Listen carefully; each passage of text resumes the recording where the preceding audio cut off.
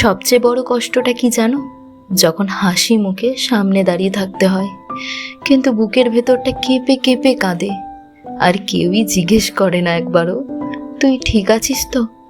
প্রথমেও ছিল সব কিছু, আমার ছোট ছোট কষ্ট ওর চোখ এড়াতো না, হাসির আড়ালেও ও আমার কান্না ঠিক বুঝে যেত।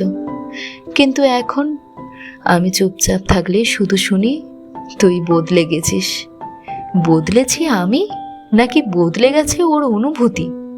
হয়তো কথার ফাঁকে ফাঁকে আমাদের ছোট ছোট বিশ্বাসগুলো ফসকে গেছে, যা এক সময় ছিল মজবুত, আজ তা ভেঙে গিয়ে ধুলোয় মিশে গেছে। সবার সামনে আমরা আজও একসাথে, কিন্তু আগের মতো আর আপন নেই।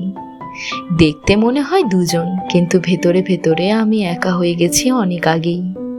এই ভাঙা হাসি, এই চাপা কষ্ট কাউকে বোঝাতে পারি না, কারণ সবাই ভাবে আমি ভালো আছি, কিন্তু সত্যিটা হলো আমি ভালো থেকেও আর ভালো নেই।